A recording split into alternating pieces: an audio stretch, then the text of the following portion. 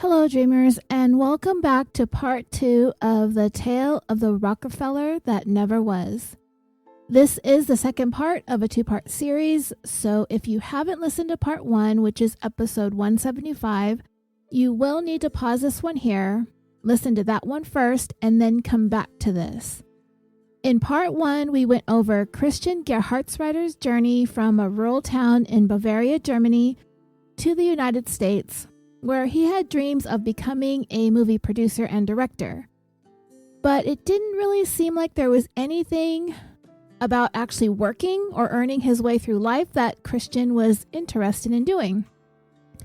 He wanted to lie, cheat, steal, and fake it for as long as he could. And he managed to keep up his charade for the better part of 3 decades. He proved that he would go to any lengths to make sure that he kept his secrets a secret. Anytime anyone got close to unraveling his game, he ran. And he may have even murdered. In part 1, we left off with Christian fleeing California after living with Dee Suze for about 2 years.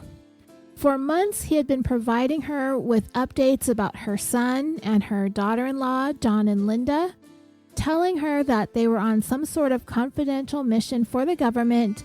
He was keeping Dee apprised of what they were doing and where they needed to be. He made sure that she understood that these things needed to be kept secret, but he kept reassuring her that they were all right. But then, when the daughter-in-law's sister grew concerned when the cat boarding place contacted her about her sister being overdue from picking up her cats, the sister began trying to figure out exactly what happened to her. So Christian, soon after that, he disappeared too, leaving Dee to wonder where the heck everybody went. It would be months before Dee would finally report her son and Linda missing. But by then, it had been 3 months since she had last heard from them directly, and her only connection to them was Christian, and he was now gone too. Christian fled just about as far as he possibly could within the contiguous United States, back up to the East Coast, where he would resurface with a brand new identity using the name of a very famous, prominent, and wealthy family. So let's pick up our story from there with this 176th episode of California Dreaming, the tale of the Rockefeller that never was.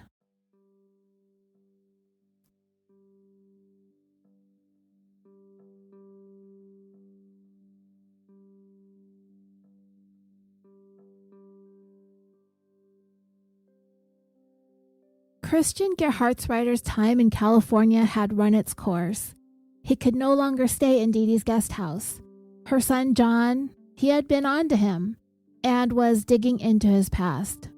Christian could tell that he wasn't exactly able to win John over with his charming lies, and it was only going to be a matter of time before John would be able to figure him out and expose him for the fraud that he was. So Christian hurriedly packed up his things. He began heading back towards the East Coast from where he once came, and decided he was going to take on one of his most ambitious cons ever: to masquerade as a member of one of the most prominent families in the United States, the Rockefeller family. By the time Dee decided to report her son and daughter-in-law missing to law enforcement, there was little that they could do about the case. So much time had passed, and this was way back in 1985, so tracing them would have been a much more difficult task than it is today. For several months, Dee was confident that the information she was receiving from her house guest, Christian, whom she knew as Christopher Chichester, was accurate, that her son and his wife were working for the government.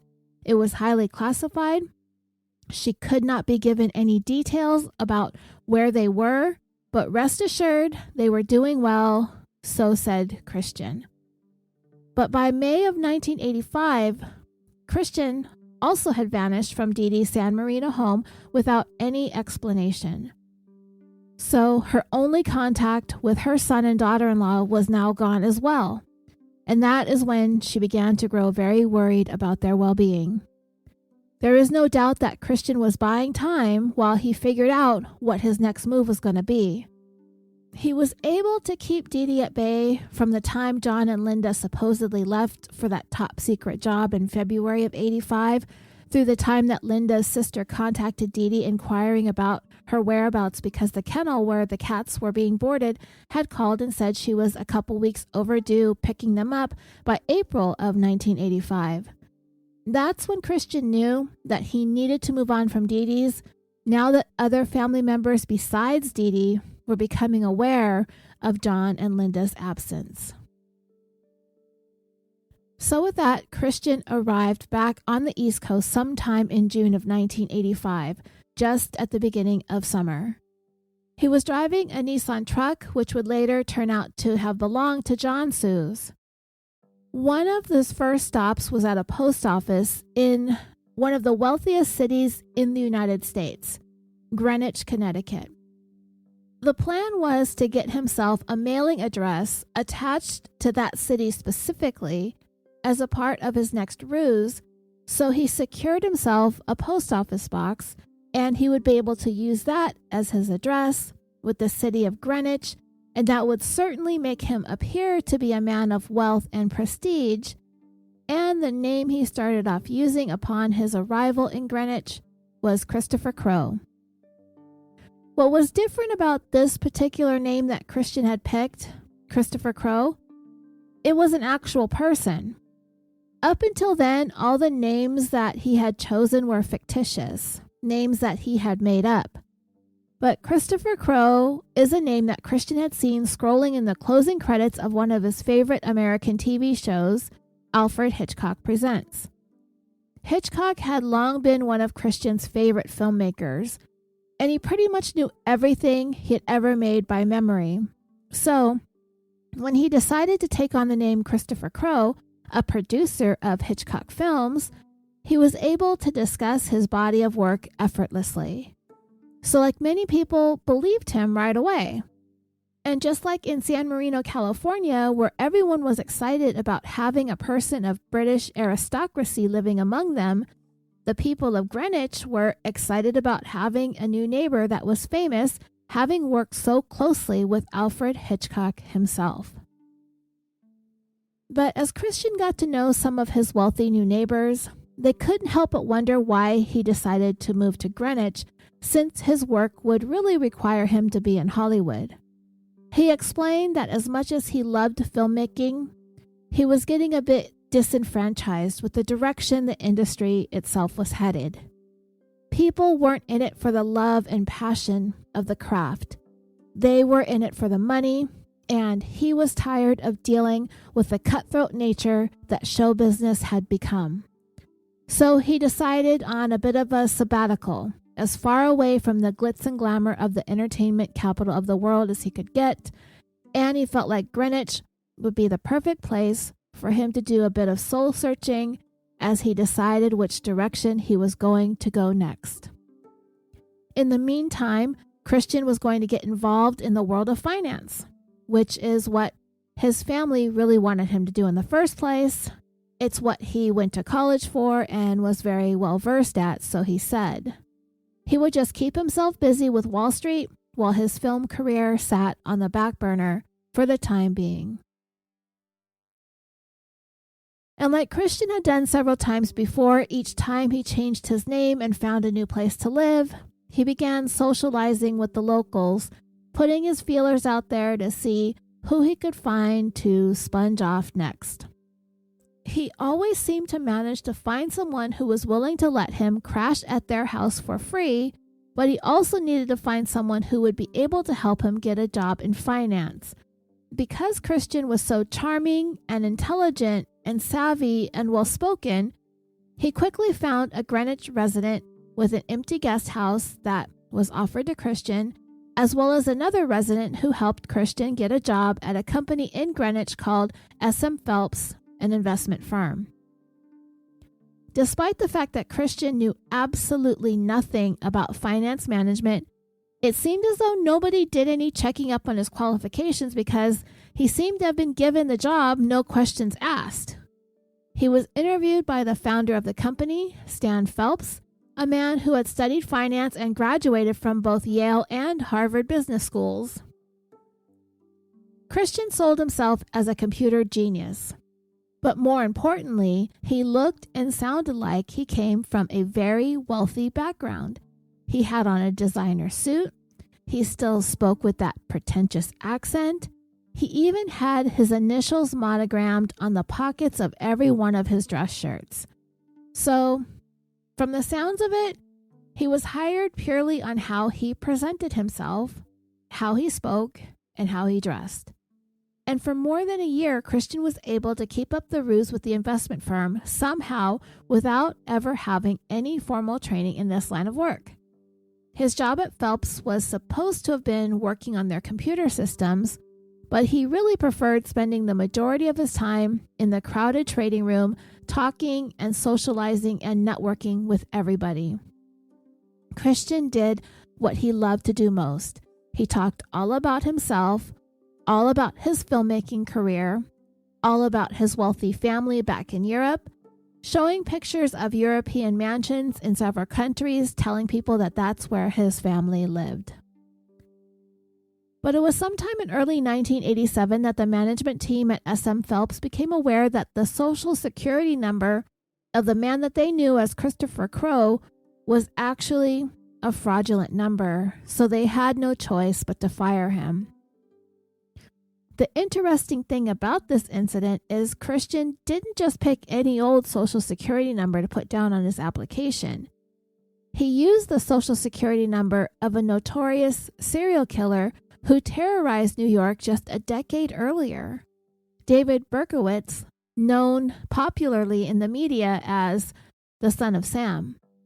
And it's been speculated that this is a nod to Christian having had a hand in doing away with a couple, John and Linda, as Berkowitz was known to have targeted victims who appeared to be couples sitting in cars, not always, but frequently, and he would shoot them as they sat there.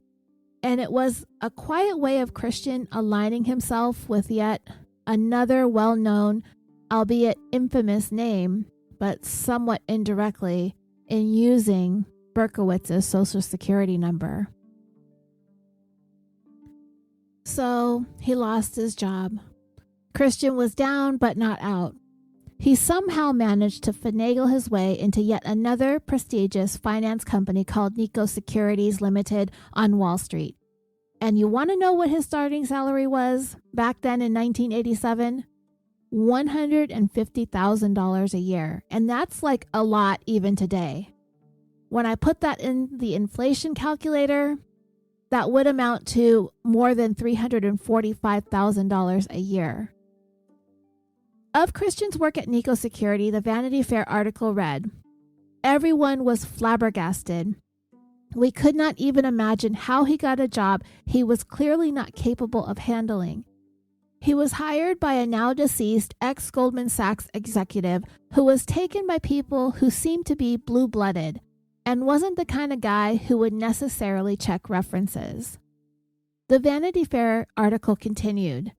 Nikko Institute's corporate bond department read a July 13, 1987 press release about the company's expansion into selling high-grade bonds, swaps, and distributions of securities to institutional investors.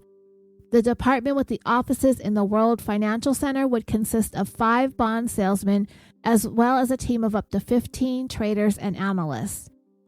Christopher Crowe, who formerly ran the Battenberg Crowe von Wheaton Foundation, will lead the endeavor as vice president. The appointment made headlines in the Bond Buyer, the bond industry periodical, which reported that Christopher Crowe's department was participating in a $250 million Chevron Capital USA deal that came to market, as well as a $150 million Colgate-Palmolive company offering. Crowe said that the department will most heavily work in the long-term industrial sector. Customers like industrials, Crowe said. They've been oversaturated with banks and finance. The people that Christopher Crowe, aka Christian Gerhartsreiter, was in charge of were not impressed with him at all. They could tell that this guy had no idea what he was doing. He was just really good at acting like a finance guy. The fact that he lived in Greenwich seemed to be enough to convince people that he was about something, never mind the fact that he was living in a backyard guest house for free. He would explain to people that the main house was undergoing some major reconstruction, so it was necessary for him to reside in the guest house for the time being. In addition to being a descendant of the Mountbattens, he added that he was also a descendant of the Battenbergs of Germany, who had changed their name to Mountbatten following World War I, which caused a great deal of animosity towards Germany, and this was the family's way of distancing themselves from that. They changed their name as most of the family by then were living in Great Britain. This was part of the ruse that he had used when getting hired for Nico Institute. He said that he was in charge of the family's foundation, so it gave the impression that he was experienced and qualified to work with and handle millions and millions of dollars. Of course, all of that was a lie, just like everything else in his life.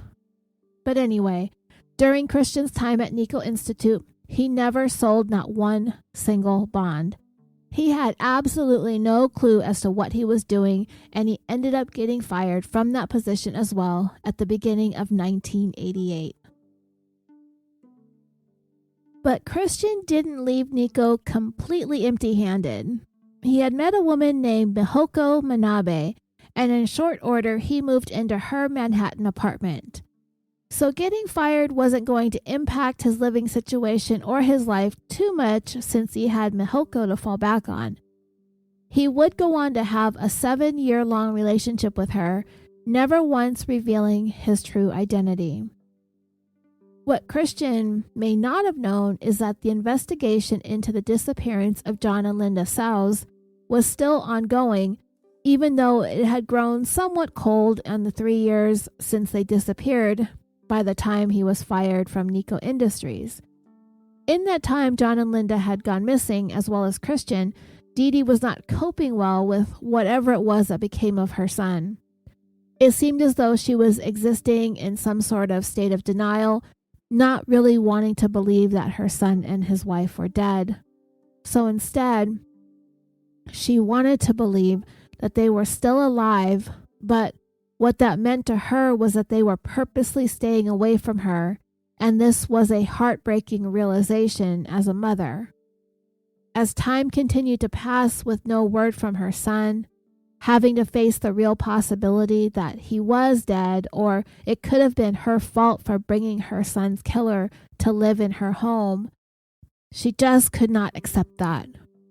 So what Dee Dee decided to do was to believe that her son was alive, refusing to be in touch with her, so she retaliated by disinheriting him. Dee Dee passed away on February 2nd, 1988 of a massive heart attack. When her will was being sorted out amongst family and friends, they quickly noticed that she had removed her son from it completely, which left everyone somewhat perplexed. While it was too late to really have an understanding as to why, it did sort of jumpstart the interest in whatever happened to him once again. It had been 5 years since John and Linda were last seen, and very little, if anything, had been investigated in the last several years, and it had just gone cold. With Dee Dee's passing, the interest in their mysterious disappearance resurfaced. One of the things that the family members noticed was that John's Nissan truck was missing from Dee Dee's house. It had been there for a couple of months after John and Linda left for their secret government job, and they never returned. But when they gathered at the home after Dee Dee's death, they noticed that the truck was no longer there. They thought perhaps Dee Dee sold it or gave it away, thinking that John was never going to come back anyway. But that didn't really sound like something that she would do, because she was still wanting to believe that John was alive and he would eventually come home. Either way, they wanted to try to track that truck down to see who was currently in possession of it. The family reached out to the San Marino investigators assigned to John's case and provided them with the truck's information, the license plate, the make, model, year, etc. So the police ran the plates on the car, and they actually got a hit on its location, having been in Greenwich, Connecticut. Apparently, someone had made an attempt to sell the truck without the appropriate ownership papers, and this activity had popped up when police searched for it. San Marino police thought that this information about the truck being in Greenwich would give them a lead in finding John and Linda. So investigators in San Marino got in touch with investigators in Greenwich, asking them to see if their department would be able to locate the truck. Greenwich investigators agreed to look into it, and they were able to track down one person who had answered the advertisement that the truck was for sale. And luckily, this potential buyer was able to provide investigators with the name and phone number of the man who tried to sell him the truck. The seller's name was Christopher Crowe. So the Greenwich investigator called the phone number looking for Christopher Crowe. It was actually his girlfriend, Mihoko, who answered the phone. She told him that Christopher wasn't home at the time, but she would pass along the message and to have him give him a call back. But when Christian got home and Mihoko told him that the Greenwich police wanted to talk to him about the truck, Christian quickly became very unnerved.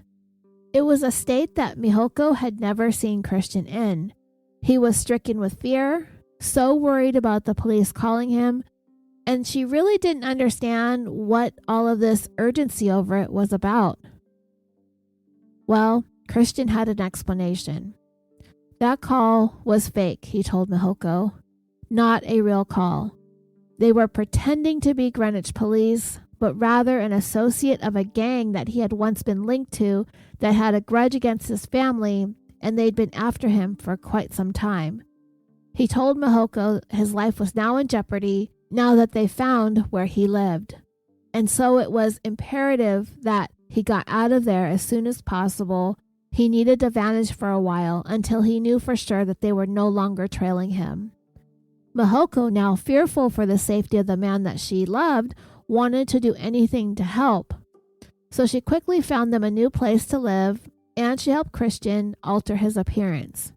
She turned his blonde hair brown, with his eyebrows to match, and anything Christian had in his name was all switched over into her name so he could go completely off the grid. He had even found another job after getting fired from Nico Industries. He was next working with a company called Kidder, Peabody & Company, but since he was on the verge of being exposed, he abruptly resigned, telling his bosses that his parents had been in Afghanistan and that they were reported missing and he needed to go there immediately to aid in the search for them. And by the time investigators made their way to the places where the man they knew as Christopher Crowe had been living and working, he was long gone. And with that, Christian Gerhartsreiter essentially vanished from the face of the earth for approximately 4 years, from 1988 to 1992. There was no trace of him or any activity involving any of his names anywhere. Christian continued to live with Mihoko in Manhattan, but he almost never left the apartment, having her convinced that his life was in grave danger. He reverted back to what he had done most of his childhood and teen years. He watched TV constantly, but now with the added advantage of also having a computer to mess around with too. At the time, he wasn't exactly treating Mihoko very well either. As a matter of fact, as time wore on, Christian had become increasingly verbally and emotionally abusive towards her. And he was doing this to make sure he maintained control over her so he could continue hiding out in her home with little to no resistance on her part. Because the reality was, she was the breadwinner and she was the owner of their home, and she really held all the cards, not him. So this was his way of establishing his dominance over her, by putting her down, by berating her at every turn. And after 3 years of hiding him, Mihoko could no longer take Christian's treatment of her, so instead of asking him to leave, she decided she would be the one to leave. He was free to stay there to try and figure out what he was going to do next on his own.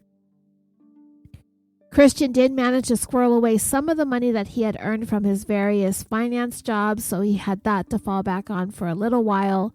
He spent the next year working out his next incarnation and what that would be, and that next fake persona would be Clark Rockefeller. So with that name, Christian is now masquerading as a member of one of the most prominent families in the country. And he started off, like always, socializing and networking, this time in New York City. And he chose one of his old standbys, his favorite places to start, a local church. He knew that wealthy people attended this church. It is called St. Thomas Episcopal Church in Manhattan. Many prominent families attended church there, the Rockefellers being one of them. He began introducing himself as Clark Rockefeller, a second cousin to David Rockefeller, who was the grandson of the Rockefeller who started it all, John D. Rockefeller. David, who passed away in 2017, was the chairman and CEO of Chase Manhattan Corporation and was worth an estimated $3.3 billion at the time of his death. Yeah, so Christian was passing himself off as this guy's second cousin, and people bought it. It only took a few months for Christian to establish himself a solid network of associates in Manhattan, and the Vanity Fair article outlined exactly how Christian managed to pull off this biggest con of his to date. After that close call with Greenwich police and him having tried to sell that truck of a missing man, he decided that he could never enter into the state of Connecticut ever again because he had come so close to being found out by way of that Nissan that he had stolen from the missing man.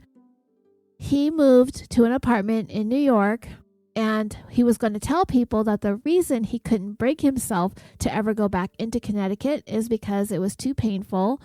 His parents were killed in a tragic car accident there, and he just didn't ever want to go back. But there are times, if you live in and around New York City, you can't help but cross state lines for one reason or another, with both New Jersey and Connecticut state lines being so close by. Times when Christian would be driving with friends, he would become so anxious if they were coming close to crossing into Connecticut that he would be seated in the back seat, ducking down as low as he could, hiding so he wouldn't even have to glance at the state. Anyway, as Christian began coming out of hiding in 1992, he began making new connections, a new network of friends and associates to swindle and con, with this new identity as the long-lost Rockefeller, Clark. He picked some of his usual places to meet people, including the church. Like I told you, he started attending services.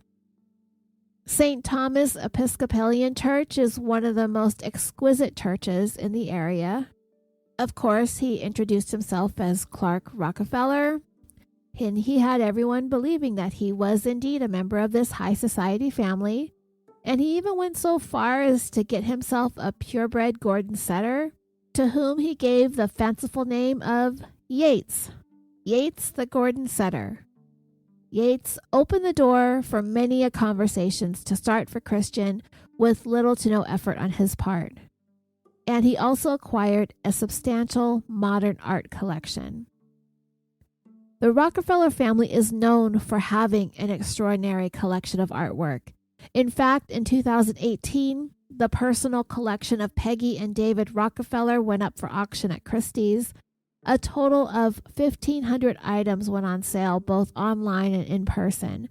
A collection that included works by Picasso and Monet. And the auction ended up garnering the highest auction total ever for a private collection, reaching $835,111,334, a total that nearly doubled the previous record held by Yves Saint Laurent, which totaled a paltry $443 million, according to Christie's.com. So Christian, not to be outdone, showed up with an art collection of his own. According to a June 2011 article on artnet.com, Christian put together quite an impressive collection of abstract expressionist artwork. And I'm not familiar with very many abstract expressionist artists. I've only heard of one of these before, but Christian had works by P.A. Mondrian, Robert Motherwell, Jackson Pollock, and Mark Rothko, and Cy Twombly. And all of them that Christian had were forgeries. He was telling people that he had inherited the pieces from Blanchette Rockefeller, claiming that he was her great-grandnephew.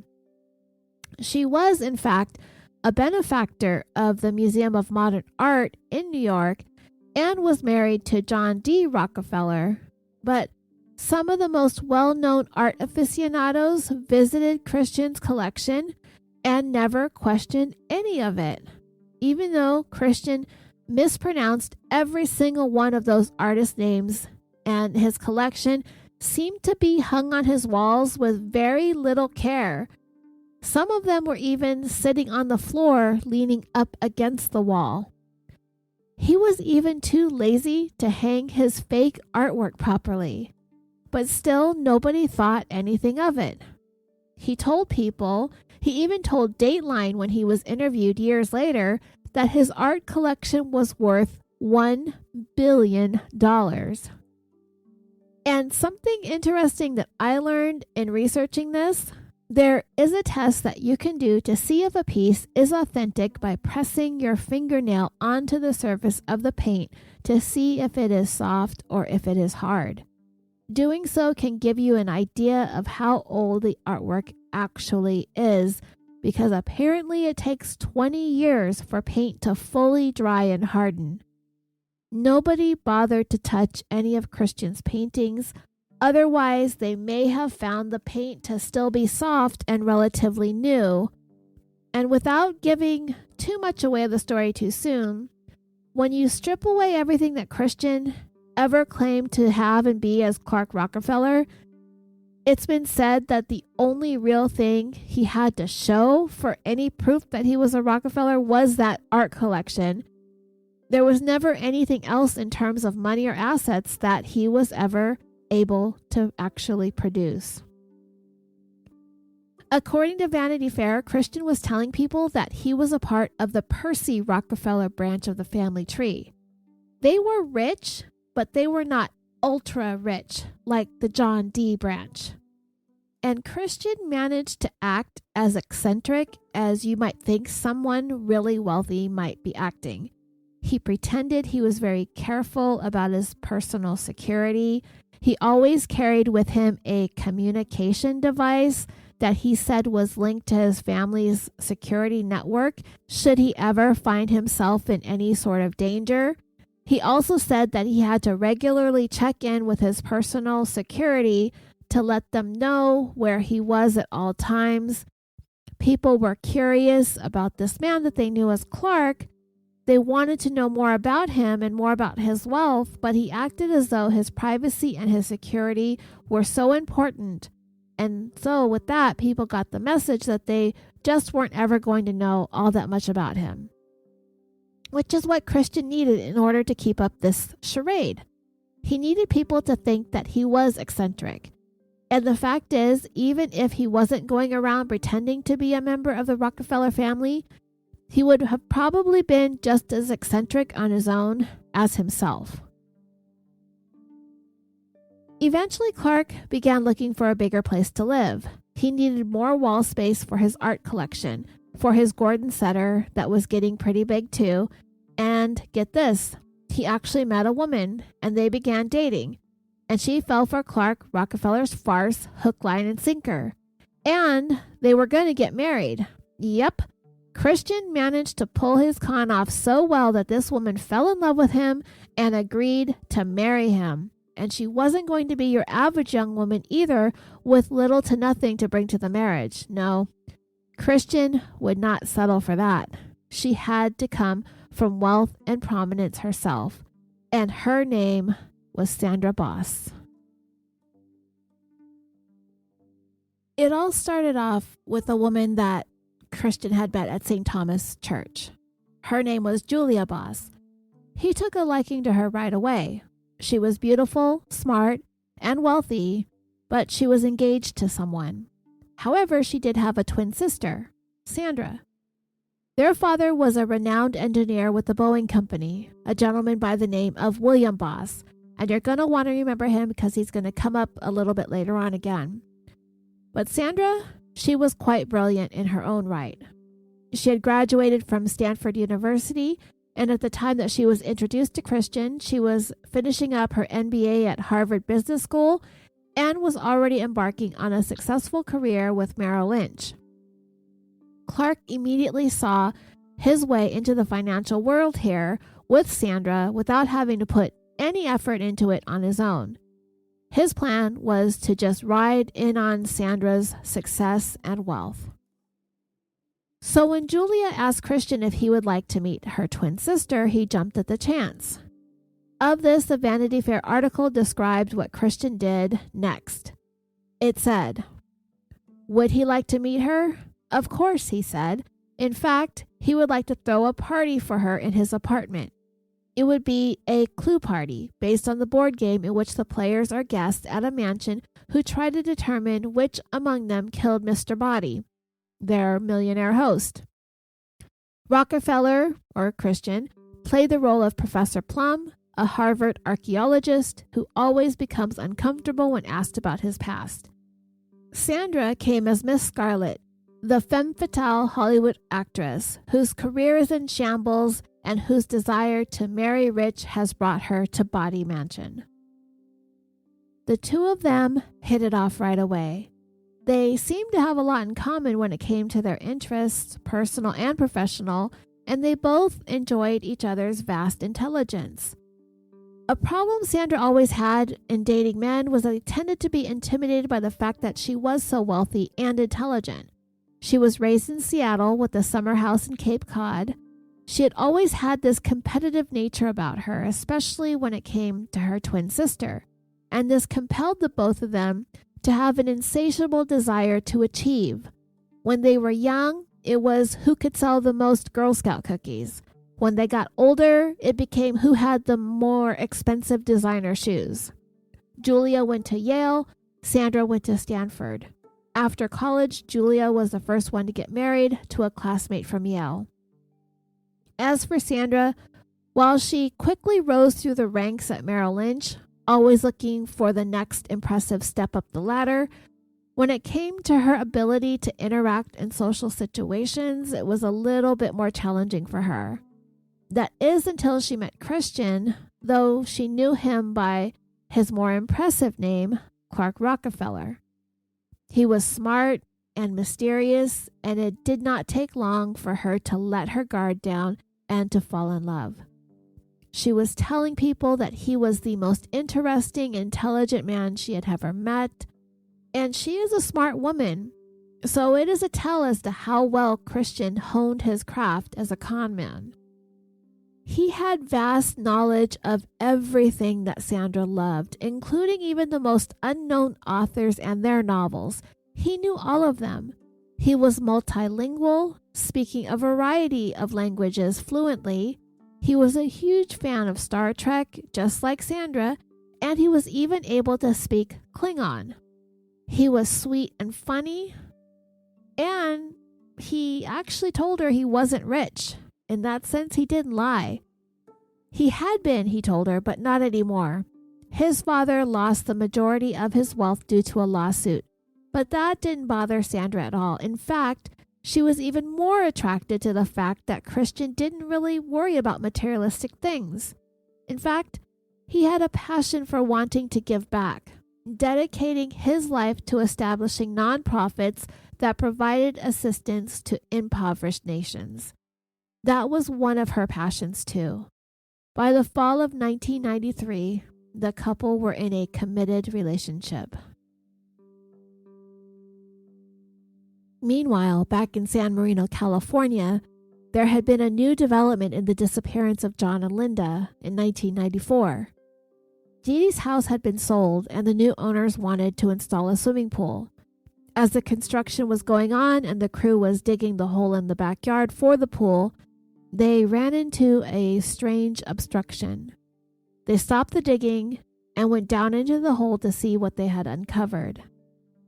They had made a startling discovery. There were a number of shopping bags, and inside of them were pieces of a human skeleton. Once the word started to spread that the bones were found in Dee Dee's old backyard, the neighbors right away had an idea of who those bones belonged to. That was Dee Dee's long-lost son and daughter-in-law, John and Linda. But when the bones were examined closely, it was determined that the remains were of only one person, not two, and that person was male. But they couldn't be sure if it was John, not just yet. The technology to pull DNA from skeletal remains had not yet been perfected, and unfortunately, they really weren't able to tell if the person had been murdered because the skull was extensively damaged by the equipment that had been digging the hole. So the case of the missing couple grew cold yet again, even with this discovery in Dee Dee's backyard. And Christian was still back in New York, living his best life as Clark Rockefeller, unaware of the fact that those bones had been dug up. Christian's relationship with Sandra was moving along swimmingly. By the spring of 1994, he popped the question. They had traveled up to Islesboro, Maine, and it is there where he proposed, and she said yes. Of course, you might be thinking, how the heck is this guy going to get married when she thinks his name is Clark Rockefeller? Isn't she going to find out that he's a faker if they actually go through with the nuptials? Well, Christian always had a plan, and for this, he figured one out for that too. He had started telling his friends that a problem had come up with his family, and he was going to uninvite all of them from their wedding. In fact, he was looking for a way to get married sort of under the radar without having to get all the official paperwork and the marriage license filed, all that good stuff. He needed to bypass that in order to keep his marriage low-key because of his prominent name.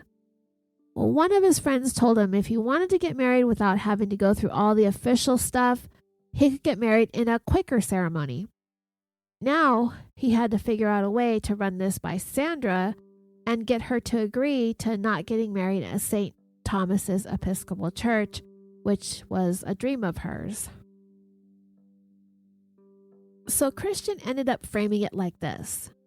He said he was so tired of all the pretentiousness of the people that attended that church. They were always so concerned with wealth and prominence.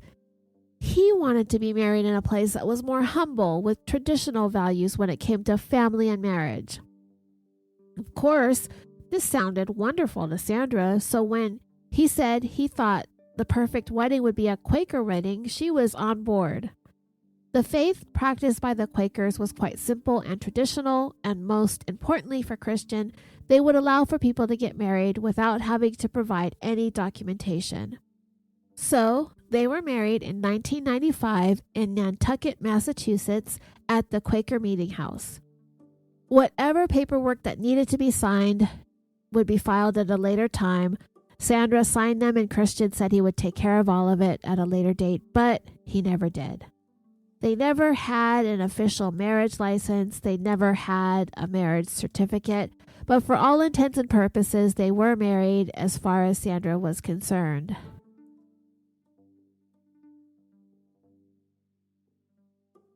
As they settled into married life, Sandra was working, of course, and Christian was staying at home. Though he was telling her he was working at a nonprofit, but he was not contributing to the household financially.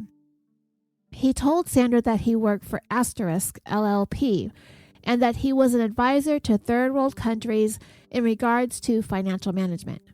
And because these countries were so impoverished, he could not in good conscience charge them his normal fee for his work. And for the most part, Sandra accepted that. She admired his altruistic principles.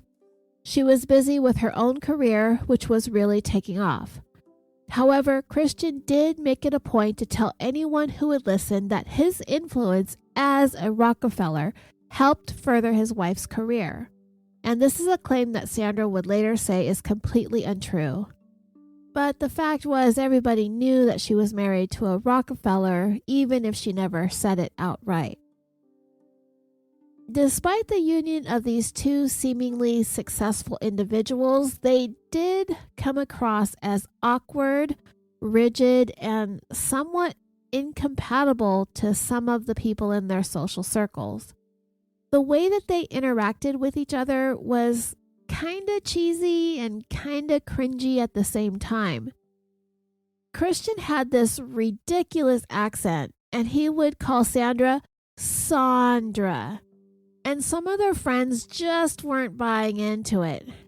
In fact, according to Vanity Fair, there was an incident one time when Christian and Sandra were having dinner with friends at a private club at the Metropolitan, where the restaurant had this really nice view of the New York skyline. And while they were dining, one of their friends said, "Oh, look, it's the Rockefeller Center." And Christian reached into his pocket and pulled out a key and said, "Yes, I have the key right here."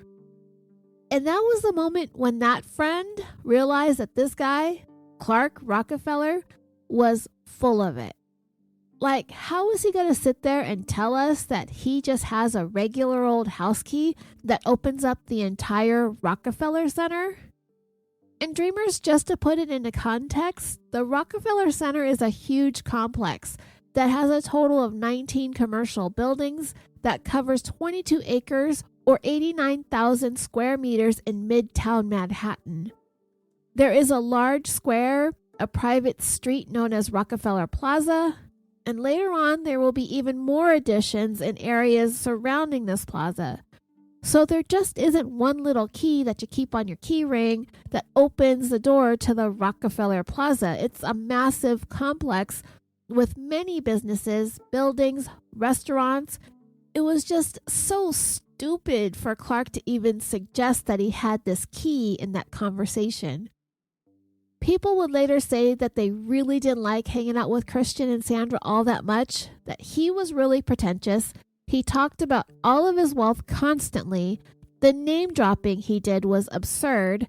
He tried to dress like he had tons of money, but it all had a surface level fakeness about it all. Neither one of them, neither Christian nor Sandra, were particularly nice people to be around. He was weird and annoying, and Sandra was awkward. But people really didn't seem to mind so much because it was pretty cool to say that you were friends with an actual Rockefeller. Some of Sandra's friends, they did pull her aside and they were like, "Girl, come on. He's got this larger-than-life career and a resume that's so impressive that it doesn't even seem possible. He wears these stupid silk ascots that nobody wears on a daily, regular basis, and he has a billion-dollar art collection." For some of her friends, they were smelling BS from a mile away. It was just way overboard. And they would ask her, "How do you know that he is who he says he is?" But Sandra would just laugh it off, and she would tell them that she's pretty sure that she knows her husband better than they do.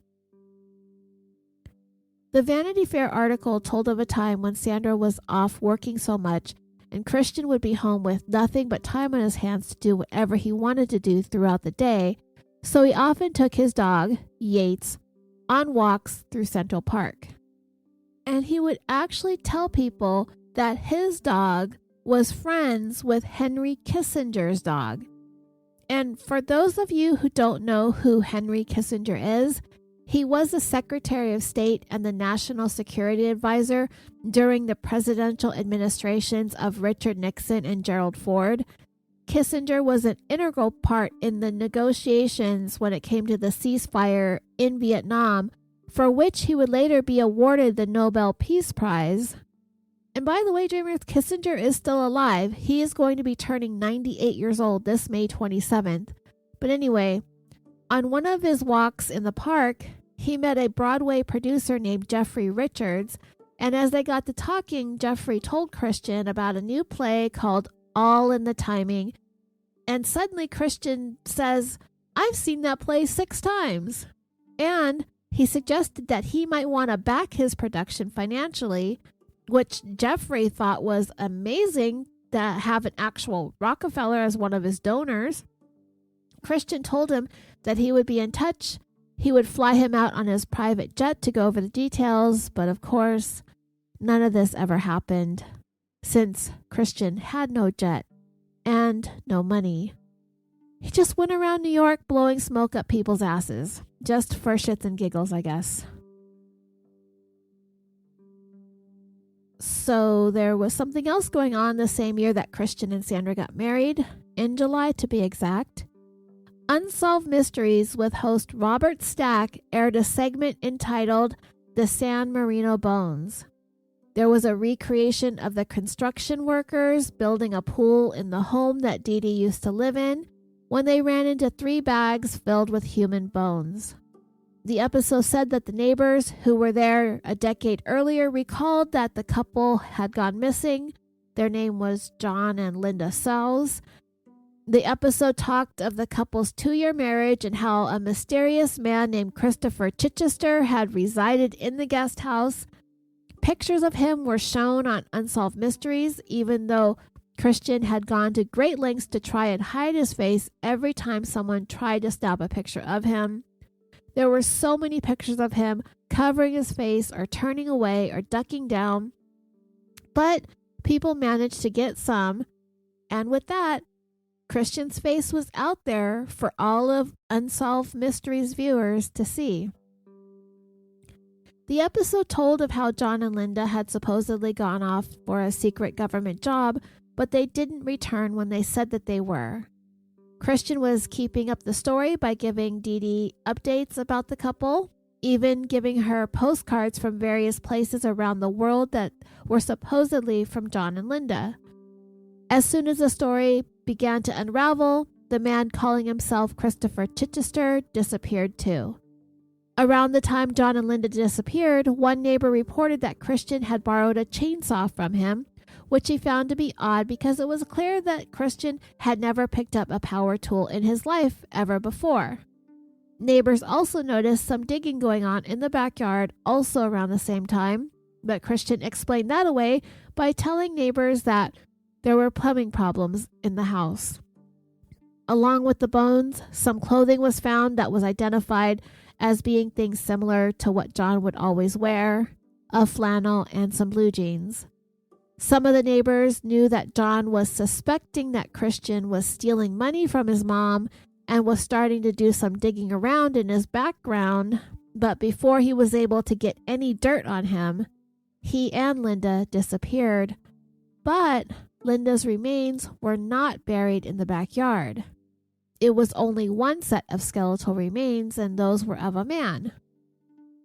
Towards the end of the Unsolved Mysteries segment on this, they did point out that Christopher Chichester was an alias and the man's real name was Christian Gerhardsreiter, and he was originally from Germany. Right before he left San Marino for good, Christian began telling people that he needed to go back to England to attend to some family business, and before long, he was gone too, having taken off with the truck that belonged to John. That was the truck that he tried to sell in Connecticut that almost got him caught there, the event that sent him into hiding for the better part of 4 years. Meanwhile, back in New York, Christian, masquerading around town as Clark Rockefeller, is living his best life, telling people tall tales about his lifestyle and his family. According to the Vanity Fair article on this case, he told people that his dog flew with him everywhere on his private jet, but he complained about how the food was awful on the plane. He would invite people to his family's estate in Tarrytown, New York. Those visits never materialized either. When he told people what he did for a living, he said that he consulted with governments overseas as to how much money their mints should be printing. He joined social clubs that the people he hung out with belonged to. He continued to attend churches that all the well-to-do people went to. He joined gentlemen's clubs, the Metropolitan Club, any place that he could get into, and he would always look for the biggest bargain every single time. He had a social circle that he dined with that included renowned artists who he said he was always interested in buying their paintings. He always acted like money was no object. He carried around blank checks and told people to just fill them out. No need to bother telling him how much the check was written for. But none of those purchases ever materialized. They all ate at the finest restaurants where Christian would say things like he and his uncle David, meaning David Rockefeller, had been dining there for years. And whenever Christian spoke about anything, he always described everything as being grand. Isn't this just grand? Aren't I a grand douchebag? Isn't everything just grand? What a dick. Anyway, surprisingly, nobody ever questioned the stories that Christian told all that much. Clearly, he was getting away with this. If he made some sort of outlandish statement about his family, they would go and look it up, and sure enough, there would be some truth to it. So clearly, Christian had done his homework when it came to researching the Rockefellers. He basically knew everything and every place that the Rockefeller family had touched. As Christian and Sandra had gotten settled into married life, things began to change by the time they were about 5 years in. We have to remember she is the one going to work every single day. Like with Mihoko, Sandra is the breadwinner. She is the only one bringing in money here, but she continued to try to stand by Christian and support what he was trying to do, all the good work that he was doing for third world countries, so she thought. But as time wore on, Christian, always with his guard up, was always very paranoid as a result. And this would lead him to become very controlling to the point of being emotionally and physically abusive towards Sandra. And it got so bad that by 2000, she could no longer deal with the abuse. So she moved out of the home that they shared and got a place of her own. But then, ever the manipulator, Christian would revert back to the person that she had fallen in love with, and he would be apologetic and sweet, and she'd eventually go back to him. And before she knew it, Sandra became pregnant. Now, the couple did use condoms when they had sex because a baby wasn't in the cards for them, at least not at that time. But Sandra did suspect that Christian tampered with the condom somehow in order for her to get pregnant, but she really couldn't prove it.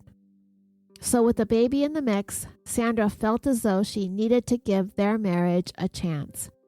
She really wanted to work this out and be a solid family unit. So in May of 2001, Sandra gave birth to a baby girl that the couple named Ray Storrow Mills Rockefeller. But the little girl would be called by the nickname Snooks. Normally, I would chalk this up to being another douchebaggy thing that Clark would do, but she is a little girl, and I kind of like the nickname Snooks. It's kind of cute. So I'll let it slide. And it probably is obvious now that her last name is not Rockefeller. She did take on her mother's last name, Boss. They did it pretty early on when she started school. And it's Boss, like a boss, B-O-S-S. Just like that. So now of all the things that Christian wasn't that he claimed to be, by all accounts, he seemed to be a pretty good dad though. But a part of me feels as though it may have been a part of his paranoia about being found out. But it translated into him being a good dad, a doting dad. It was something that gave him purpose. He could be a full-time stay-at-home dad, and he and Snooks were inseparable. He took her everywhere. They played at the park every single day. They went to the movies. He spent all of his time with her. Christian was very protective of his daughter, but it was to a point where it may have been a little too protective. At least that's what Sandra would start to think. She felt as though they were isolating Snooks a little too much. As Christian really didn't want Snooks to play too closely with other children because he was afraid that they would get her sick.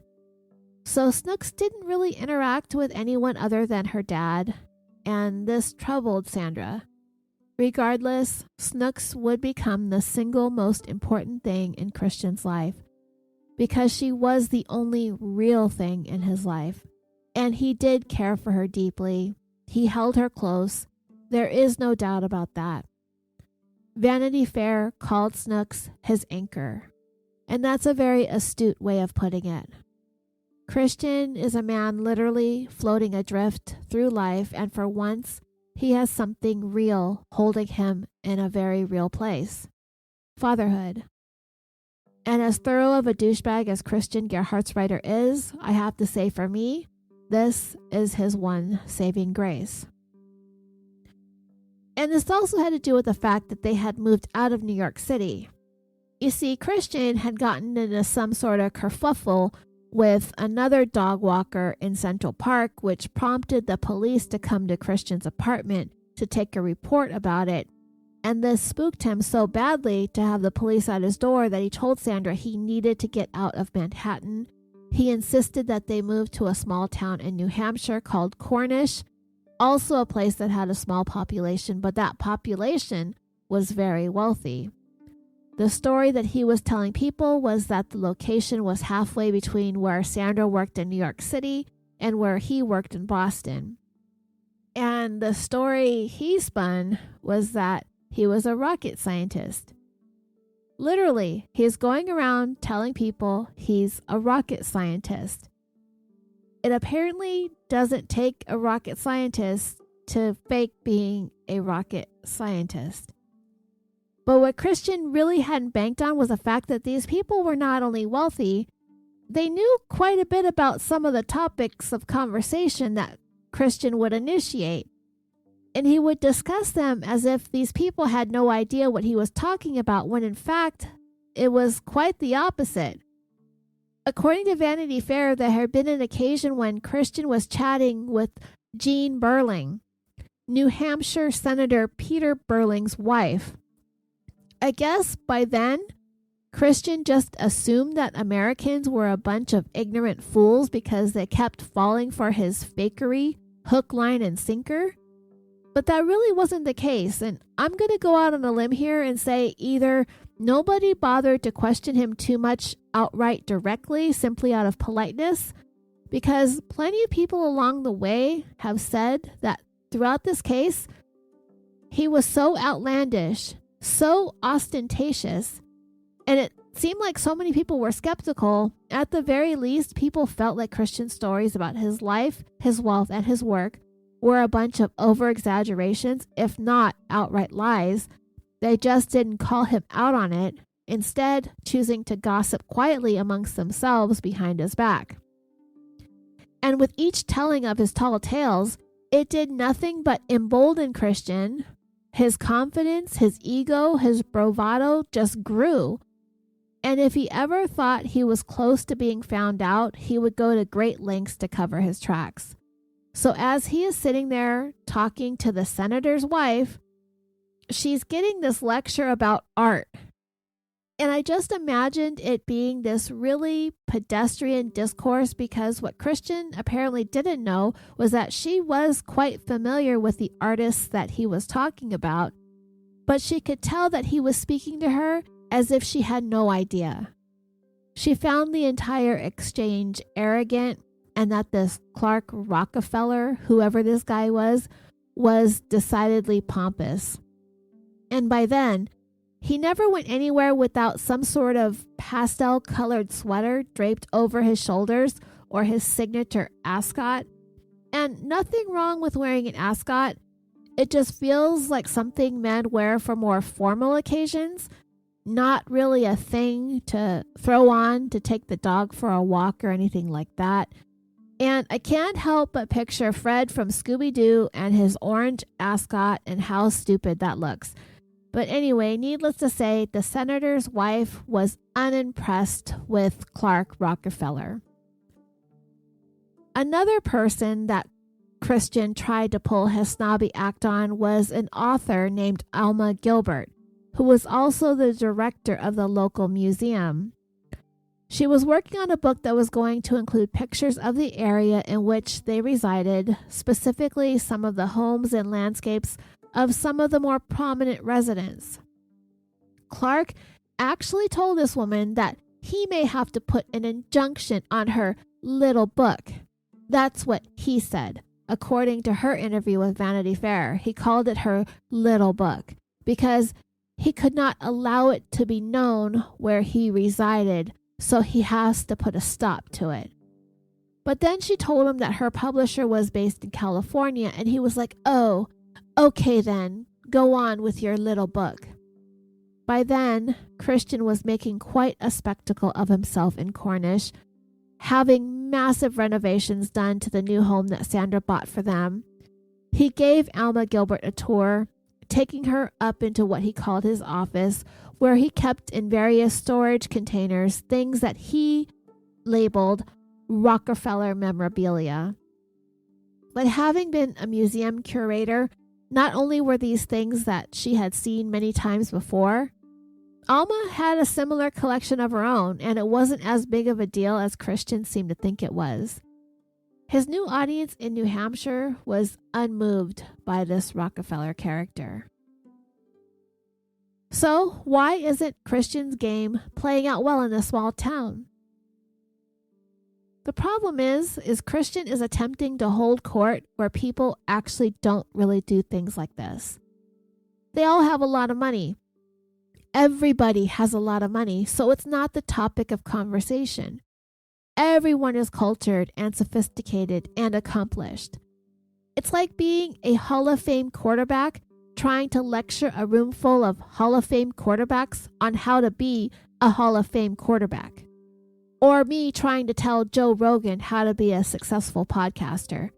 It's just silly, and you come off as looking stupid. You just don't go around telling other rich people how rich you are. The Vanity Fair article said, quote, "For someone who claimed to be avoiding attention, he actually seemed to court it, becoming a standout in this quiet New England town where pockets are deep, but money is never mentioned, much less displayed." Rockefeller would grandly ride through the village streets on a Segway wearing a Yale baseball cap. He parked some of what he claimed was a 21-car collection, including a number of antiques, on his 25-acre property, and an old police car he had bought at an auction whose sides he had stenciled Dover Ridge Security at the entrance. Since he didn't have a driver's license, he was chauffeured around town in an armored Cadillac. He also let it drop that the guests he entertained included former German Chancellor Helmut Kohl and astrophysicist Stephen Hawking. Dreamers, I keep referencing the Vanity Fair article because the fact is the journalist who wrote it, Mark Seal, back in 2008, did such an in-depth investigation, and there are details in it that are so interesting that I would be remiss to not share them with you. But I also want to make sure you know where I got all this information. I did listen to one podcast about this case, and I caught the host reading lines straight from the Vanity Fair without referencing the article in the episode itself or in their show notes. So I want to be clear when I'm pulling information directly from the article, and there will be a link in the show notes if you want to read it yourselves. It is very lengthy and very detailed. But anyway, in the Vanity Fair, it was said that the senator, Peter Burling, he was one of the first people to question Christian being a member of the Rockefeller family. It didn't specifically say what he said or did. All it said was he gently questioned his identity. I'm sure he wasn't the first, but one of the first to openly start asking, is this guy really who he says he is? I mean, come on. What member of the Rockefeller family does this? Well, Christian caught wind that Senator Burling was more skeptical than he was comfortable with, so Christian decided to retaliate against him and his wife. And I guess this would be in ways that rich people would retaliate against each other. So apparently, Senator Burling and his wife took an interest in a church built in 1808, one that Christian began attending. Over the course of 2 decades, the Burlings invested a great deal of time and money into restoration efforts, as the church had been registered as a historical place and it was falling apart. So, to get back at the senator for attempting to poke around in his life, Christian started off by purchasing a fire truck that Burling previously owned. After that, Christian started going around town pursuing an effort to gain control over the church. When the senator and his wife purchased it back in 1984, he told the church's bishop that he would donate it to the town in 20 years' time. That would be in 2004, and that time was approaching, and Christian was set on interfering with the transfer of the church over to the city, with Burling telling Vanity Fair. Clark had other plans and stirred up virulent opposition. When a 2004 town hall meeting convened, they were going to vote on a budget of $110,000 to be put towards a brand new police station. So Rockefeller there, seated in the front row of the meeting, still wearing his stupid yellow baseball cap, which seems like something he should have removed from his head when going inside the building, right? Am I right? But whatever. He's above all these sort of petty gestures of etiquette, I suppose. He sits in the front row and he puts his hands up. So the senator, who was the moderator of the thing, said, I recognized him to speak. And he stood up and he pulled out what appeared to be a check from his pocket and said, I have here a check for $110,000.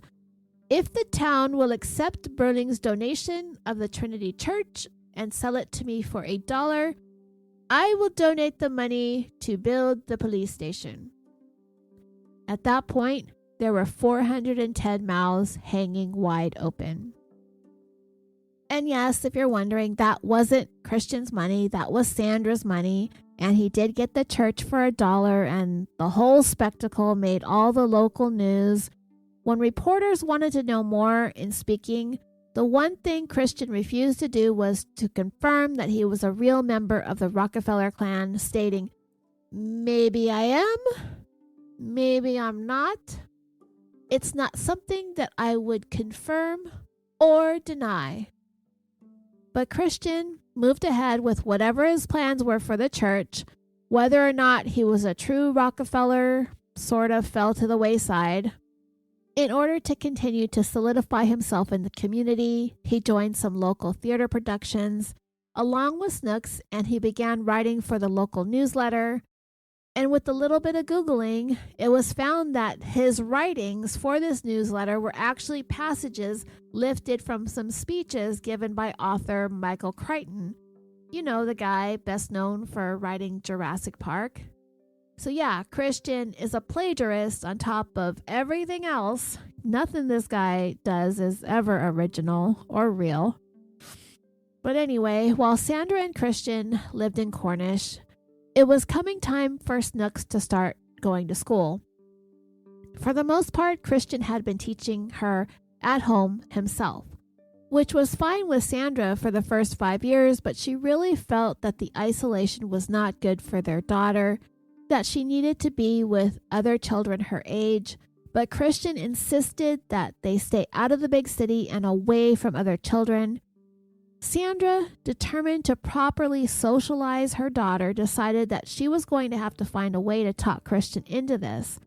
And so she did so by using the very thing that he loved the most, that Clark, Christian, whoever really loved, wealth and social status. So in early 2006, Sandra landed a new job in Boston. She was making a lot of money. And what she did was she started asking Christian to come visit her at work on her lunch break and to bring Snooks along with him. They could go out to lunch and they'd have a really nice time. Sandra started showing him some of the higher end places around Boston. And slowly she started selling him on how much of an advantage it would be for both of them if they bought a nice home in the city. They could send Snooks to the best all-girls school. It would be perfect. Of course, Christian being Christian, couldn't resist the allure of living in an exclusive neighborhood, giving Snooks the best education that money could buy, and of course, getting a bigger, better house for him to be able to gloat about to a new social circle of friends that he would inevitably make. And so, according to Vanity Fair, just as Snooks was about to start kindergarten in the fall of 2006, Sandra purchased them a $2.7 million townhouse next door to then Massachusetts Senator John Kerry. And Christian slid easily into his new role as the Rockefeller in town, former rocket scientist turned Northeastern socialite turned stay-at-home dad extraordinaire, I guess. The story this time, as he was now holding court at the local Starbucks located near the famed Cheers bar. He sold his rocket fuel business to Boeing for $1 billion. He told these stories to a new audience that converged on Starbucks every single morning. They were attorneys, Harvard professors, award-winning architects, successful entrepreneurs, Wall Street types. All of them were getting their coffee before work, and there was Christian being Christian. But by then, he seemed to tone down his look a little bit, ditching the ascots for those polo shirts with the little crocodile on the front. He also joined the very elite Algonquin Club, which used to be a gentleman's only club but now is open to everyone, which wasn't too far from the Starbucks. And the club was more than happy to have a Rockefeller amongst its ranks, even putting his name prominently on their members' wall. In an interview that one of its members gave to Vanity Fair, he described quite graphically just how excited the men of this club would become just hearing the name Rockefeller. But then, when Christian would invite friends to the club, he would pay the bill because you needed to be a member in order for them to accept your payment. But then the following morning at Starbucks, he'd be there asking everyone for their share of the bill from the day before. Typically, if you invite someone out to eat, it's assumed that the person doing the inviting is also doing the paying, but I guess that's just not a tradition that Christian adheres to either. Despite the fact that he was kind of rude in that sense, he had just about everyone sold on who he was there in Boston.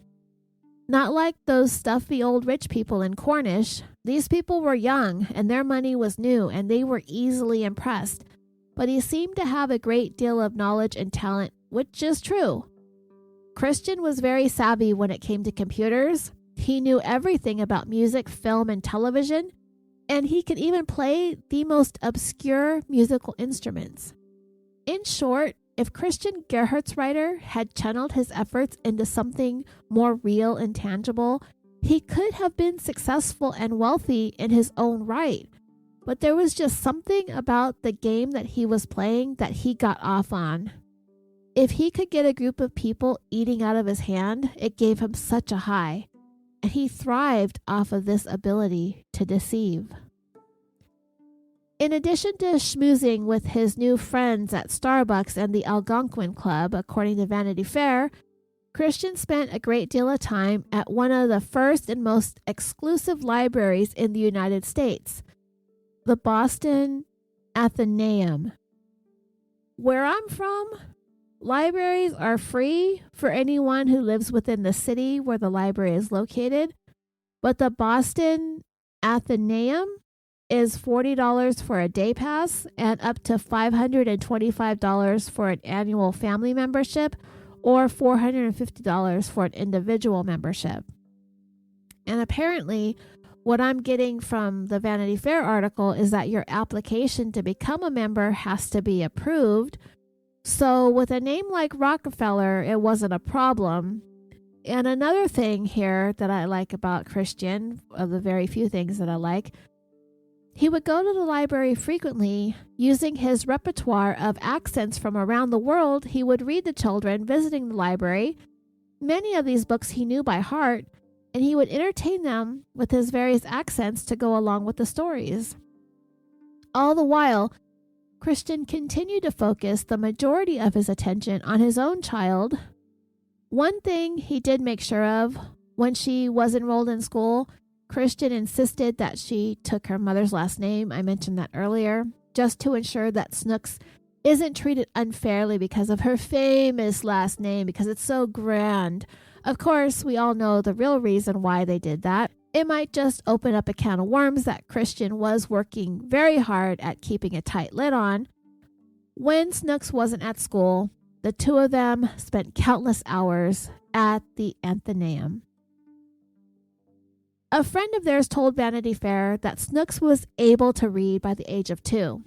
And well, as a former preschool teacher, I'm going to go ahead and say that that's not necessarily a good thing, nor is it necessarily even a thing. Chances are, it's most likely the child is memorizing the books that are being read to them over and over again, as opposed to a child who is actually looking at the letters on a page and understanding that those letters are representative of phonetic sounds, stringing those letters and sounds together and formulating words. There is no doubt that Snooks was a bright child, and likely quite talkative, perhaps more so than the average child her age. But she does have two very high-achieving parents, just in different ways. Everyone who knew Snooks and Christian at the time has said that he spent all of his time teaching her anything and everything under the sun. Even by the age of 5, she was able to draw the entire periodic table. Again, not useful or necessary for a 5-year-old, but impressive nonetheless. To me, it seemed as though Christian saw Snooks as an extension of himself and his ego. He loved to impress people with his abilities when it came to recall, and it looks like he was trying to have Snooks doing the same. It might be a little misguided, but it does take a great deal of dedication and time on his part in working with her, and like I've said, it's impressive. You know, many of us during this last year with this pandemic, any parents or caregivers and educators out there that have had to work with children remotely from home, many of you who may have never done anything like this before, you now know how difficult it can be to sit there and work with children on schoolwork. So that's why I'm somewhat impressed with Christian's dedication to his child and the way he embraced it. He isn't exactly doing what is best for Snooks from the standpoint that he is filling her brain with material that she doesn't necessarily need to know at her age, but still, it is a lot of work, and everybody would remark that Snooks was indeed a very happy child, and she adored her father, and the feeling was mutual. When it came to disciplining Snooks, however, Mom had to be the bad parent, as Dad refused to correct anything anyone saw as a misbehavior.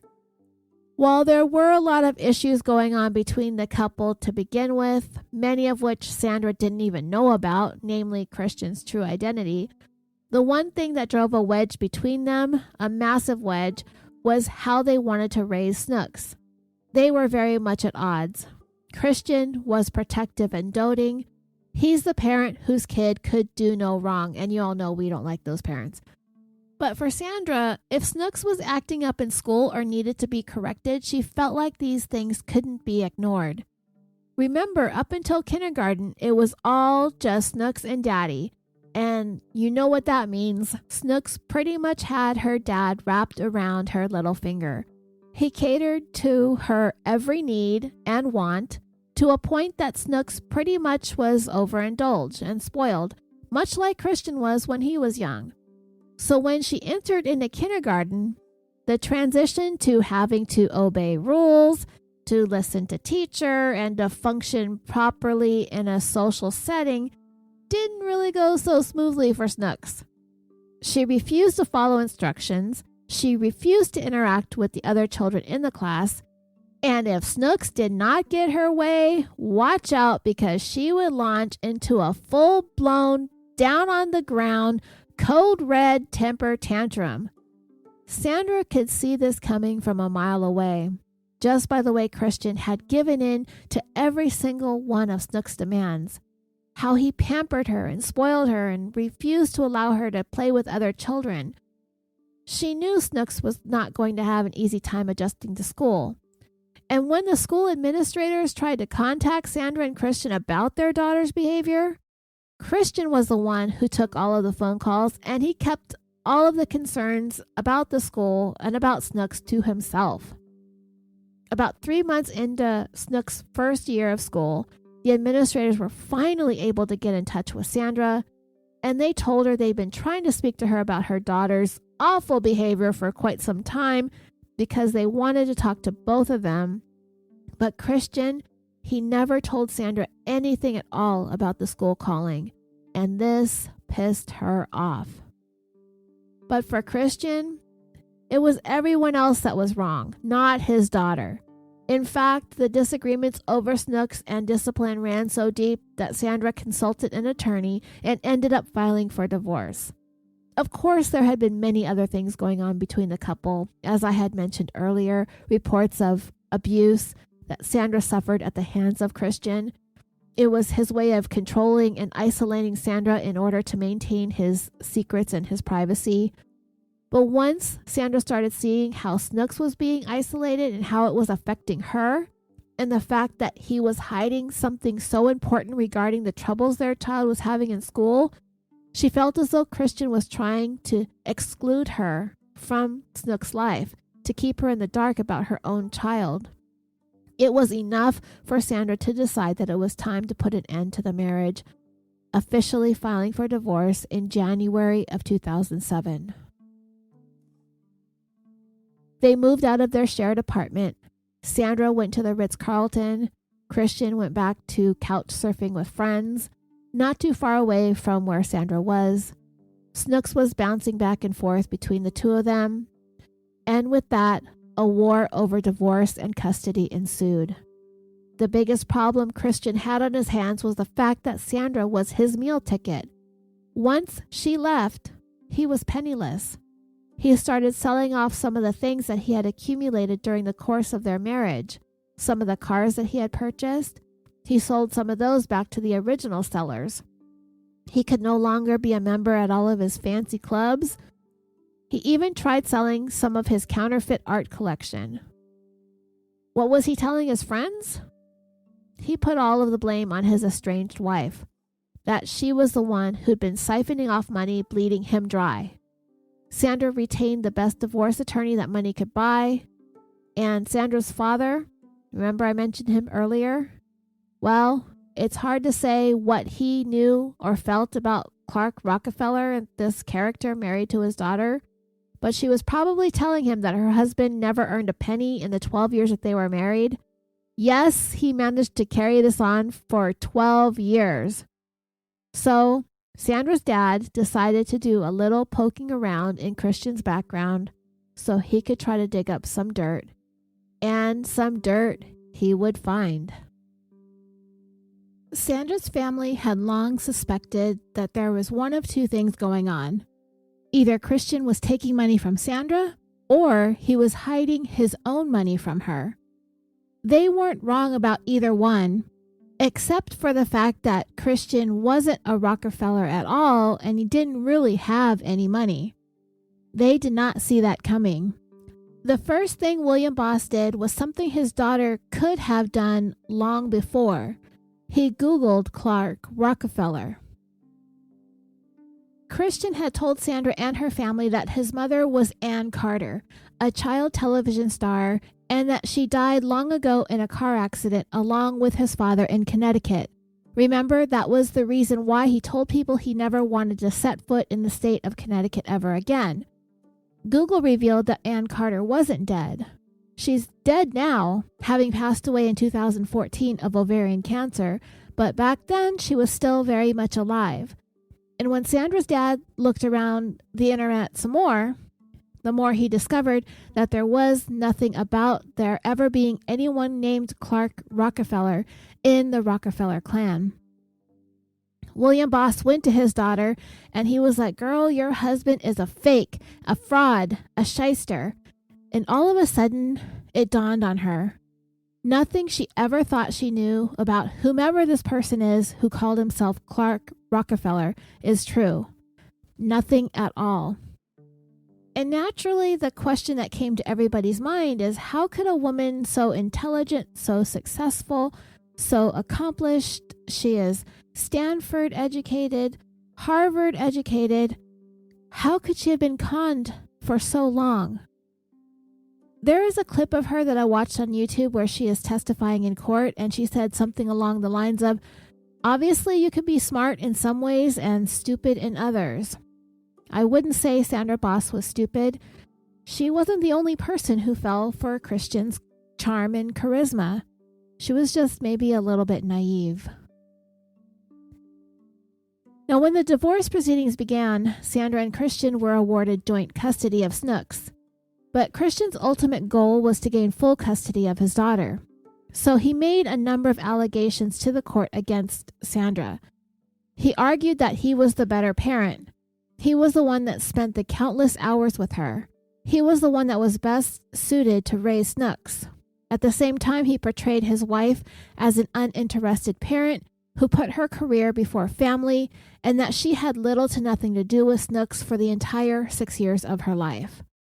Sandra was so afraid of losing custody of Snooks to this guy, who she isn't even sure now she ever knew in the first place, because to her, he's a stranger.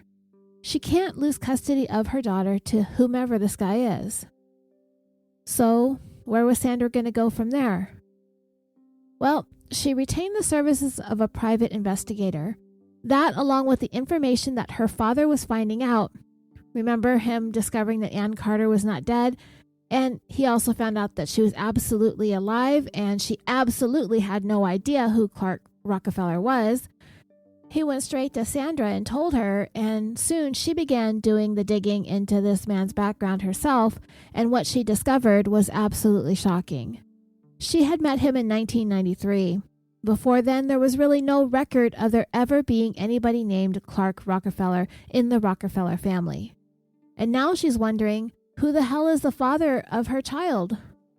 And her fears deepened the more she learned about him. She uncovered years and years of this man's grifting. And this criminal has her daughter. She was horrified. As Sandra is finding out more and more about this man who has conned her for the better part of a dozen years, she came to the realization that she needed to keep it a secret that she was figuring out that he isn't who he says that he is. She knew for sure that he isn't Clark Rockefeller, but she was so afraid that if he found out that she knew, he would do something drastic and she might lose Snooks forever. So as their divorce proceedings were going on, she began to put a plan together. She happened to notice that every time that they came to court, Christian was pretty jittery. She now understood that he was hiding a big, huge secret, and being in court, he ran the risk of being found out. So she knew she had a good hand to play in court now. Because she was very well aware that there isn't anything Christian wouldn't do to keep his secret, she intended to use that fact against him. So she made her move. Sandra filed a motion in court, a very lengthy one, when it came to the division of their assets. In her filing, she took an inventory of every single thing Christian had lied about during their 12 years of marriage. And I mean everything. His name, his background, who his family was, what he did for a living. Everything he ever lied about, she listed it. And she gave him an option. Either show up in court and try to prove her wrong, or they could settle all of this out of court if he released any and all claims to any of Sandra's assets and gave Sandra full custody of Snooks with an allowance of only 3 visits per year that required court supervision that were 8 hours each. So for every year, he was going to have 24 hours to spend with his daughter. And in return, Sandra would pay him $800,000. It was pretty much a checkmate move for Sandra. She got everything. All the money, the house they left behind in Cornish, the church that Christian had bought for $1. Sandra got it all. But she also agreed that there would be no further looking into Christian's background, which she agreed to. Christian had no choice. He would not risk being exposed in court, so he took the settlement. And to make matters even worse, Sandra not only wanted to get out of New England, she wanted to get out of the United States altogether, and so she filed a motion with the court asking to be allowed to move to Old England with Snooks, which she was granted. And with that, she picked up and moved to London with her daughter, leaving Christian there with his 3 8-hour visits in New York. It was something that he was going to have to accept for the time being, but in the back of his mind, he began to figure out how he was going to regain custody of Snooks for himself. And you already know that there is nothing Christian Gerhartsreiter ever does that is on the up and up. So to his Bostonian friends, Christian began telling everyone that his ex-wife took him to the cleaners in the divorce, and they took their kid. He claimed to be completely penniless, and he was going to have to start looking for a job. He did have that $800,000 tucked away, but he wanted the sympathy of his friends. Because he had taken the deal, there was never going to be any official investigation into his real identity, which is what Christian needed to happen. The friends that he remained close to at this time felt that the devastation Christian felt over losing Snooks was genuine. The court ruling had come down just before Christmas. Sandra and Snooks were pretty much on the first plane to England, and Christian was all alone. He spent that Christmas with a friend's family, and he was definitely not in the mood for the holidays. And he kept talking about how much he missed Snooks. For the next few months, all was quiet. However, Christian Gerhartsreiter was not finished perpetrating his frauds. Sometime in April of 2008, and by this time Christian was 47 years old, he wound up in Baltimore, Maryland. He had dyed his hair red and started dressing like the skipper of a boat, and he was now going to go by the name of Chip Smith.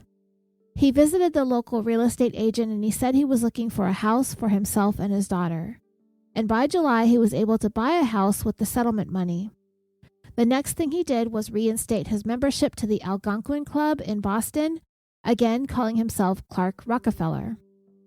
This was to be the meeting place for his first supervised visit with Snooks. She arrived with a social worker named Howard Yaffe, and Christian was very excited to see his daughter, and the feeling was mutual. They all went to a nearby park for a little while, and afterwards the 3 of them went out to lunch.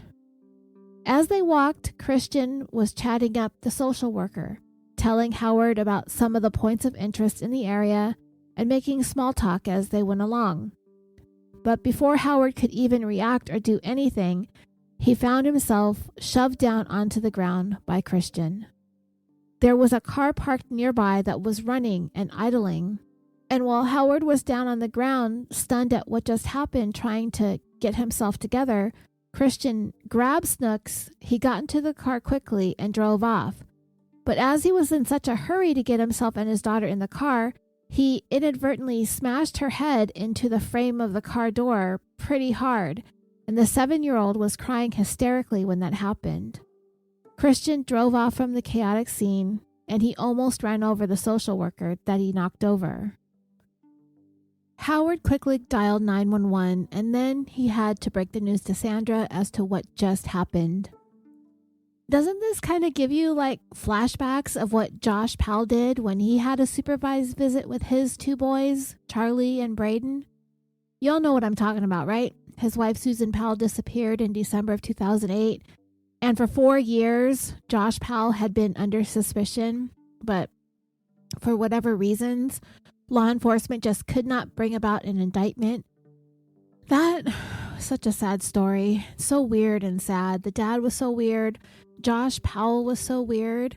I listened to the Cold podcast. If you haven't listened to that yet, it's really good at outlining the entire story and just how crazy Josh and his father, what was his name? Stephen Powell. They're such weird men. It was so bizarre. But when the social worker was bringing the boys to visit their dad, the boys were 7 and 5 years old at the time. And And Josh opened up his front door and he called his boys in by telling them that he had a surprise for them. And as soon as they ran into the house, he shut the door and locked it and left the social worker outside. That ended really badly, unfortunately. But this story will not end nearly as tragic as that one. And I don't dislike Christian Gerhartsreiter as much as I dislike Joshua Powell, that's for sure. But anyway, as soon as Sandra found out what happened, she feared that this stranger, that because he was so good at hiding and being deceptive, she started thinking that she might not ever see her daughter again, because she did what she had promised and she didn't dig any further into who Christian Gerhartsreiter actually was. In fact, she had no idea what his true identity was. And if you don't know that, how are you supposed to report that somebody has been kidnapped and who the kidnapper is? But because Christian had been known by such a high-profile name, Rockefeller, when the news started to spread that one member of that family had kidnapped a child, it made national headlines here in America. It was so sensational. Sandra spoke to the media and she was pleading with Christian to please bring their daughter back and they can work out a better arrangement in dealing with this. And before long, images of Christian were being circulated around the country. On every news channel, every newspaper, all over the internet, the manhunt was immense. And so many people came forward and they were like, we know who that guy is. His name is Chris Gerhardt. No, his name is Christopher Mountbatten Chichester. No, his name is Christopher Crowe. No, his name is Clark Rockefeller. No, his name is Chip Smith. All of them are wrong. His name is Christian Gerhartsreiter. So now, as everyone who ever knew Christian were starting to see him as being wanted for kidnapping, they all started calling him with tips, with as many aliases. The most important of which were, of course, Christopher Chichester and Christian Gerhartsreiter. Chichester was important in California because he was the man investigators had been searching for 15 or 20 years by then, in the very cold case of the missing couple, John and Linda Sowes. But after they had a promising lead in Connecticut when they traced John's long-lost Nissan truck there was no further information as to where Chichester went. That's because he was by then going by the name Clark Rockefeller. Christian Gerhartsreiter was important because that is actually his true identity. With this manhunt going on across the country, investigators in California were finally starting to piece together exactly what they had on their hands here. The man that they needed to be looking for all this time was Christian Gerhartsreiter, not Christopher Chichester. One of the most important tips that law enforcement in Baltimore received was from the woman who sold Christian a house for $450,000 just a few weeks earlier to a man who identified himself as Chip Smith and his daughter, who he identified as Muffy. She told law enforcement that Chip Smith is the man all over the news wanted for kidnapping. He said he was a captain of a ship and he recently moved to the area from Chile.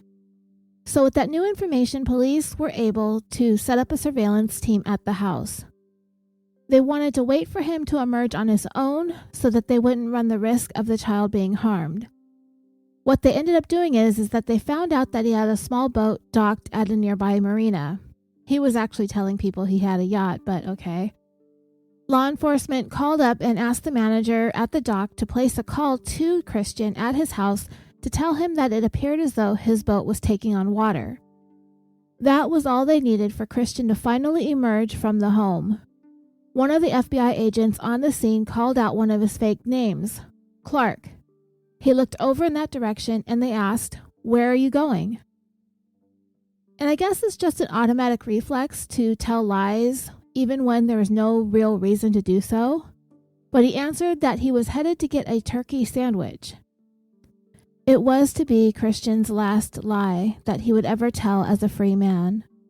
Police swarmed and Christian put up somewhat of a futile attempt to fight back, but he was quickly overtaken by the members of law enforcement, who easily tackled him to the ground and placed him in handcuffs. And with that, Christian's 3-decade-long charade was finally over. When all was said and done, Christian was on the run with Snooks for a total of 1 week. She was returned safely to her mother unharmed, but the question still lingered. Who is this guy calling himself Clark Rockefeller? It would take some investigating, but eventually law enforcement would get to the answer. For now, Christian was facing trial for kidnapping Snooks in 2009. He went ahead and decided to give the insanity defense a try. An element of that was to continue to insist that his name was actually Clark Rockefeller. If he were to admit in open court as to his true identity, it would pretty much negate any insanity defense, as clearly he was able to run this con for 30 years with impunity. Nobody ever questioned him enough to expose him, not until Sandra Boss's dad decided to step in. With one quick Google search, Christian's facade began to fall apart. That's all it took. So Christian figured if he kept acting like as though he was Clark Rockefeller, then he'd have to be found insane, because he had no idea what was real and what was imagined. Therefore, he may not be able to distinguish between what is right and what is wrong. Christian's downfall had come rather quickly, but why? Why wasn't he able to just go on and reinvent himself somewhere else like he always had? Well, in this go-round, he had the added complication of Snooks. It wasn't going to be as easy as it used to be to insert himself into someone else's life with an 8-year-old in tow. Not only that, his various names and his face were plastered across every news outlet across the country. The search for Christian, as I said, did not take long. I guess he must have grossly underestimated the American media and the public's interest in a story as sensational as this. In putting together the case against Christian for the kidnapping of his daughter and the aggravated assault with a deadly weapon against the court social worker, Howard Yaffe, it was a challenge to get the entire story of all the years that led up to what culminated in Snooks being kidnapping put together. Christian had resurrected himself as so many different people with so many different names, fooling pretty much everybody that he ran across. But prosecutors were able to compile a very detailed timeline in their database in order to try and track every single one of his movements that led up to the kidnapping, and it was a momentous task. Of course, while compiling all the things Christian had done and all the places he'd been, there was, of course, the 2 years that he spent in San Marino, California. This raised a question as to what his involvement may have been in the disappearance of John and Linda Soes. All the while, Christian had refused to reveal what his true identity really was, continuing to insist his name was Clark Rockefeller. He said he was raised in New York, he vacationed in various places in the United States as a child, but at the same time he was claiming that he dealt with bouts of amnesia. The various law enforcement agencies involved in the investigation and apprehension of Christian announced on August 15, 2008, 1 month after the kidnapping, that the man that they had arrested was indeed Christian Karl Gerhartsreiter, a man originally from Germany. His fingerprints were matched up to the ones provided when he moved from Germany to the United States in the late 1980s. He didn't actually provide his fingerprints when he immigrated. His prints were still on the documents that he filed all those years ago in his bedroom, applying for his visa. So not only was Christian going to be charged with kidnapping, he was also going to be charged with giving a false identity to a law enforcement agency when he was arrested. He was being held on $50 million bail, but when his attorney filed a motion to have it reduced, the judge was like, okay, I'll reduce it. And then he ordered Christian to be held on no bail. So I guess that's technically reduced. His attorneys went all in on the insanity defense. He tried to say that he was hearing his daughter's voice speak to him from where she'd been living in London, asking him to take her back to the United States. He had experts testify on his behalf that he had a narcissistic personality with a delusional disorder. He also tried to make the claim that his parents were emotionally abusive, but from what we've discussed and read on this case, it does not sound as though he had all that rough of an upbringing. If anything, his parents spoiled him way too much, which ultimately set him on the path he eventually took. I think I said early on that this guy was lazy. I don't even know if that's the right word to describe him, because he seemed to work really hard at trying to be lazy. I don't even know if he's even all that narcissistic, because to me it sounds as though he never really had the confidence to make it on his own without all of the lies and deceptions. Like maybe he had enough self-awareness to know that he could never be as successful as he boasted, so his answer to that was to pretend. Or is it more likely that he just got off on getting away with fooling so many people? Maybe it was a little bit of both. I always thought that Christian could have really made it in this world legitimately if he had channeled his energies in the right direction. But I don't think his parents ever really encouraged that. They seemed to enable him by indulging his every whim. I don't think my parents would have given me their blessing and allowed me to move thousands of miles away to a foreign country to work as a DJ at a radio station. But his parents either really wanted to get rid of him, or they really wanted to give him everything that he wanted, no questions asked. Whatever the case, I just think they were too lenient with him and let him get away with way too much. The prosecution simply pointed to the manner in which Christian planned every single one of his moves over the last 30 years as a testament as to how not insane this guy was. If he was insane, then it's highly unlikely he'd have been able to pull off such meticulous cons for so long, including a 12-year-long marriage. In June of 2009, Christian was convicted of the kidnapping and the assault with a deadly weapon. So when he jumped into that SUV, the social worker tried to grab onto the vehicle and he was pulled for a short distance and eventually had to let go. Christian was sentenced to a total of 6 to 8 years in prison. While his trial was going on in New York for the kidnapping, a grand jury indicted Christian for the murder of John Soes. In April of 2013, after a month of trial, a jury convicted Christian for John's murder. The only evidence they had against Christian were a couple of college sweatshirts that were buried with John's. One was from the University of Wisconsin and one was from USC. He had attended Wisconsin and he pretended to attend USC, if you recall. And the fact that he had tried to sell John's Nissan pickup truck in Greenwich, Connecticut. That was just about all the evidence that there was. Advancements in extracting and identifying DNA from old skeletal remains had advanced to a point where they were able to positively identify those remains found in the backyard as John Soes. They were also able to further examine John's skull and came to the determination that he had been bludgeoned. As for Linda, her remains were never recovered. Wherever she is, whatever became of her, whatever Christian did to her, remains a mystery to this day because Christian has maintained his innocence. Though the evidence against Christian was largely circumstantial, the jury did reach that unanimous decision to convict.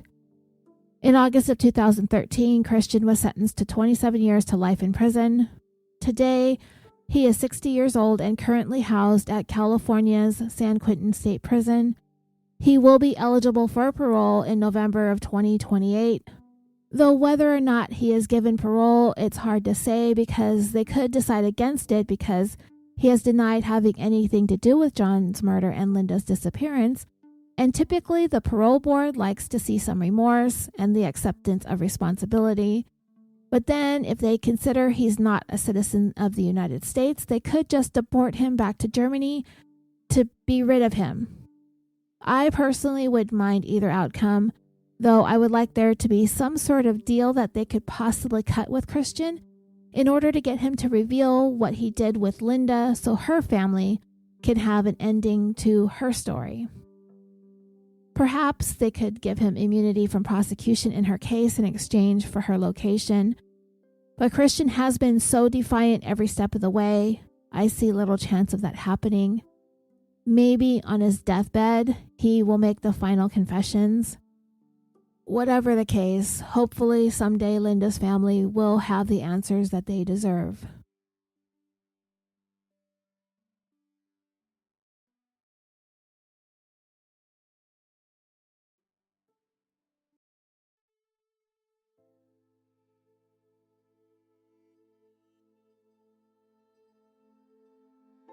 The very first line of the court document's background discussion on this case described Christian's life as a veritable pulp fiction, one that tells the tragically true story of his brutal murder of his neighbor and the tangled web of deceit by which he avoided arrest for 26 years.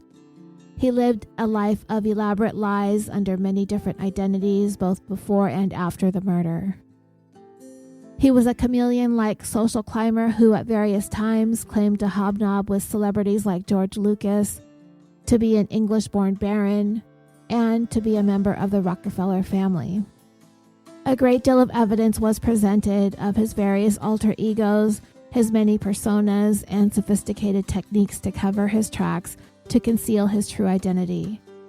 There is more about the story detailed in the court documents, but because I do want to get this finished up and recorded, I'm going to go ahead and end this here, but I will tack on a short bonus and give you a step-by-step summary of Christian's life in the United States, because there are several things that were omitted in the Vanity Fair article. That brings this 176th episode of California Dreaming to a close. Again, I'll put up a short synopsis of the court documents related to this case and a follow-up bonus, just to make sure I get as much information about Christian's movements during his 30 years in the United States out there as possible. Don't forget to look into the show notes for cited sources, as well as links to everything: my PayPal, Patreon, the merchandise store, the website, Facebook group, Facebook page, Instagram, Twitter, and my email. Feel free to reach out to me at any time through any of those platforms. Thank you so much for listening. I'm your host, Roseanne, and until next time, sweet dreams.